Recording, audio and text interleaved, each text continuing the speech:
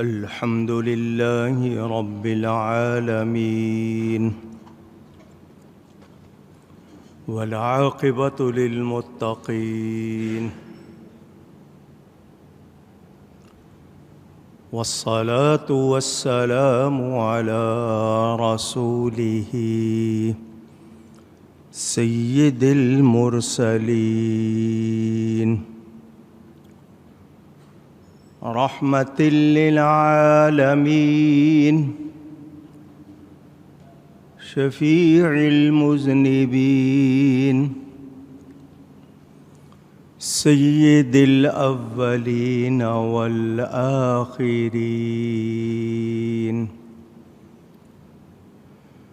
سيدنا ومولانا محمد رسول رب العالمين وعلى آله وصحبه أجمعين. أما بعد فأعوذ بالله من الشيطان الرجيم. بسم الله الرحمن الرحيم. كذبت قوم نوح المرسلين إذ قال لهم أخوهم نوح ألا تتقون إني لكم رسول أمين فاتقوا الله وأطيعون. صدق الله العلي العظيم. محبت کے ساتھ ایک مرتبہ دروشی پڑھ لیجئے. اللهم صل على سيدنا ومولانا محمد معدن الجود والكرم وآله وصحبه وبارك وسلم. الصلاة والسلام عليك يا رسول الله. الصلاة والسلام عليك يا حبيب الله. الصلاة والسلام عليك يا رحمة للعالمين وعلى آلك وأصحابك يا شفيع المذنبين. حمد و صلاۃ کے بعد قرآن کریم کی سورۃ الشعراء کی تفسیر آپ سن رہے ہیں. حضرت ابراہیم خلیل اللہ علیہ السلام کے ذکر کے بعد اب حضرت نوح علیہ السلام کا ذکر ہے، اور پہلے لوگوں کے احوال یعنی ان کے حالات، ان کی باتیں بیان کر کے ہمیں جو پیغام دیا جا رہا ہے ہم نے اس پر توجہ کرنی ہے کہ ہم وہ برائیاں نہ کریں، ہم میں وہ غلطیاں نہ آنے پائیں. اس حوالے سے آپ تفصیل سن رہے ہیں. آج بھی یہی بیان اللہ تعالی مجھے حق بیان کرنے، ہم سب کو حق سن کر اس کو قبول کرنے، اس پر عمل کرنے اور اس پر قائم رہنے کی توفیق عطا فرمائے. بتا چکا ہوں آپ کو کہ حضرت نوح علیہ السلام کثرت سے نوحہ کرتے تھے، اللہ کے خوف سے روتے تھے، اس لیے ان کو نوح کہا گیا. عربی میں ان کا نام عبد الغفار اور عبرانی زبان میں ان کا نام یشکر بتایا جاتا ہے. اللہ فرماتا ہے کہ نوح کی قوم نے پیغمبروں کو جھٹلایا۔ میں نے کہا تھا کہ قوم مردوں اور عورتوں کی ملی جلی جماعت کو کہا جاتا ہے، یا بعض لوگ صرف مردوں کی جماعت کو کہتے ہیں کہ عورتیں خود بخود شامل ہوتی ہیں۔ یہ صیغہ مؤنث ہے، بدلیل تصغیر اگر اس کو بیان کریں تو قویمہ کا لفظ آتا ہے۔ تکذیب انہوں نے صرف یعنی جھٹلانے کا کام صرف نوح علیہ السلام کے حوالے سے کیا تھا، لیکن جمع کا صیغہ اس لیے آیا کہ اللہ تعالیٰ کے ایک رسول کا انکار یا اس کو جھٹلانا یہ سب کا جھٹلانا ہے۔ تو ہم ایمان کی صفتوں میں بھی پڑھتے ہیں کہ ہم اللہ کے سارے رسولوں کو مانتے ہیں۔ کسی ایک رسول کا انکار بھی ہمیں ایمان سے نکال دیتا ہے، جیسا کہ عیسائی حضرت موسیٰ علیہ السلام، یہودی حضرت عیسیٰ علیہ السلام کو نہیں مانتے، مگر جو مسلمان ہے وہ اللہ کے سارے رسولوں کو مانتا ہے۔ اور ہمارے نبی پاک صلی اللہ علیہ وآلہ وسلم آخری نبی ہیں، آخری رسول ہیں۔ نبی اور رسول کے حوالے سے کچھ لوگ شک میں پڑ جاتے ہیں۔ رسول صاحب شریعت ہوتا ہے، یعنی شرعی احکام کے ساتھ، اور نبی اس رسول کی آگے تبلیغ کرنے والا۔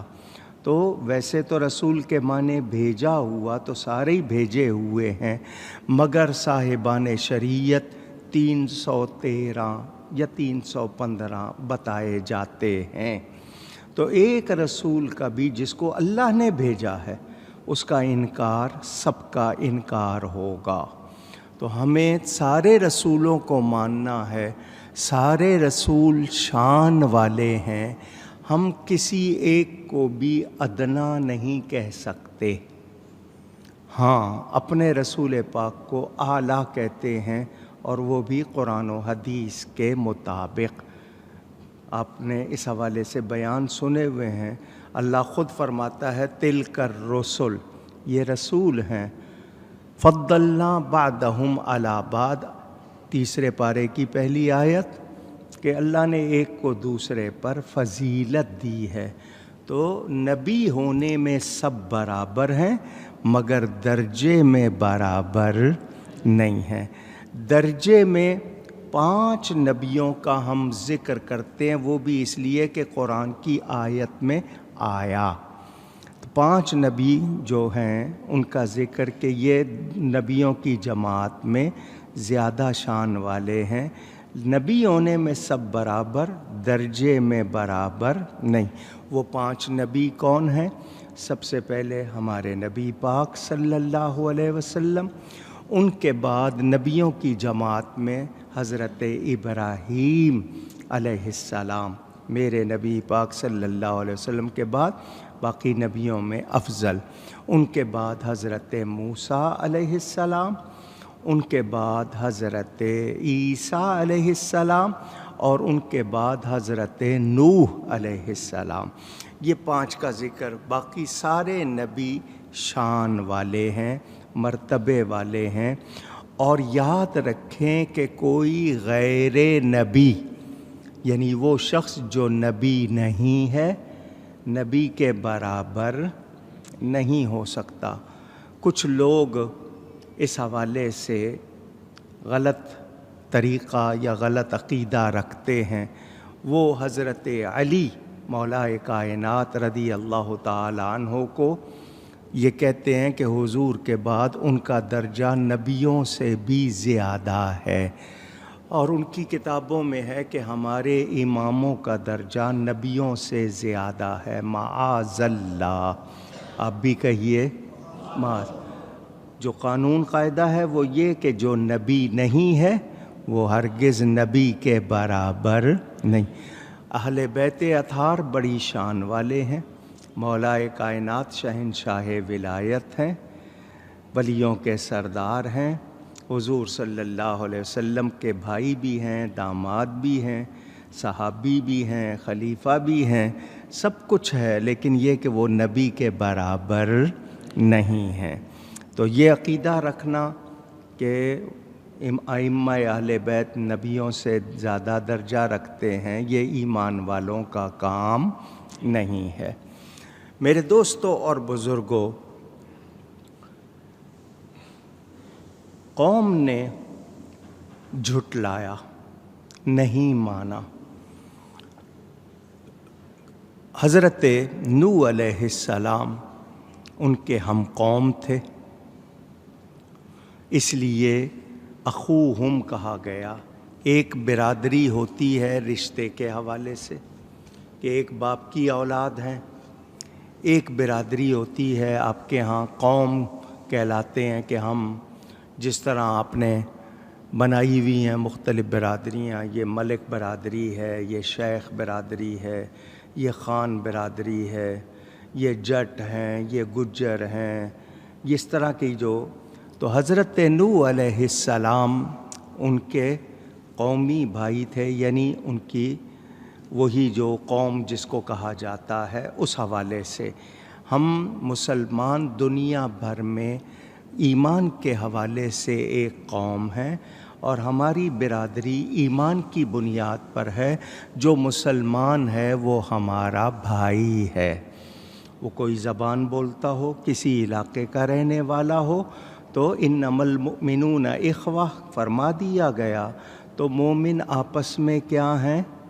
بھائی بھائی ہیں۔ یہ برادرہڈ جو ہے، یہ بھائی چارہ جو ہے، یہ ایمانی بنیاد پر ہے۔ ایک باپ کی اولاد کی وجہ سے اس طرح بھائی کہتے ہیں، وہ اور ہے۔ تو حضرت نوح علیہ السلام نے ان کو اللہ کا پیغام پہنچایا، بتایا میں اللہ کا رسول ہوں، تو انہوں نے جھٹلایا، اور ساتھ میں کیا کہا؟ نوح نے ان کو کیا کہا کہ اللہ سے ڈرو۔ کس سے ڈرو؟ اونچی کہیے۔ یہ جو ڈر ہے، اس ڈر کے حوالے سے ایک دو باتیں۔ ڈر کئی قسم کا ہوتا ہے۔